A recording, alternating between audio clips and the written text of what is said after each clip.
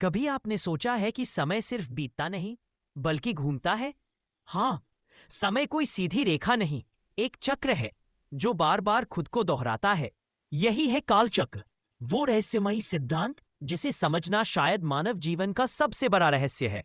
कहा जाता है कि जब ब्रह्मांड बना तब सबसे पहले प्रकट हुआ काल, और फिर इसी काल ने सब कुछ निर्धारित किया। सृष्टि कब जन्म लेगी, कब नष्ट होगी और फिर कब पुनः जन्म लेगी।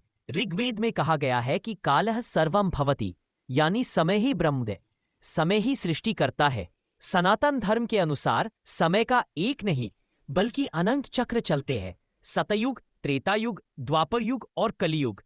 और जब ये चारों युग पूरे हो जाते हैं तो एक महायुग बनता है। फिर सहस्रों महायुगों के बाद ब्रह्मा का एक दिन पूरा होता है और फिर आती है महाप्रलय, यानी सृष्टि का पुनः विलय।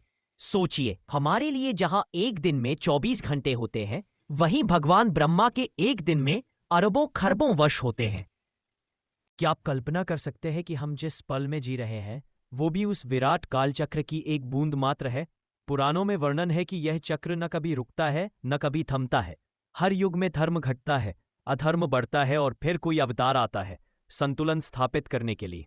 जब श्री कृष्ण ने महाभारत के युद्ध से पहले अर्जुन से कहा था, कालोस्मि लोक क्षयकृत प्रवृद्धा, तब वे खुद को समय ही बता रहे थे, यानी भगवान स्वयं ही काल बनकर अधर्म का अंत करते हैं। कल्पना कीजिए, हर क्षण जो हम जी रहे हैं वो एक अदृश्य पहिए की गति से नियंत्रित है और हम सब उसी चक्र का हिस्सा हैं, कभी विजेता बनकर, कभी पराजित होकर, कभी जन्म लेकर तो कभी मृत्यु में विलीन होकर। लेकिन रहस्य यहां खत्म नहीं होता। योग व शास्त्रों में कहा गया है कि जो कालचक्र के केंद्र को समझ लेता है वह मोक्ष पा लेता है। क्योंकि केंद्र पर कोई गति नहीं होती, वहां केवल शांति होती है, और यही है जीवन का परम सत्य। जहां समय नहीं वहां ब्रह्म है। तो अगली बार जब घड़ी की सुई घूमे, जरा ठहरिए, क्योंकि वो सिर्फ समय नहीं दिखा रही, वो उस अनंत कालचक्र की झलक है जो सृष्टि की धड़कन बनकर हमेशा घूमता रहता है। अगर आपको ये वीडियो पसंद आया तो कृपया वीडियो को लाइक करें, शेयर करें और मेरे चैनल को सब्सक्राइब करें।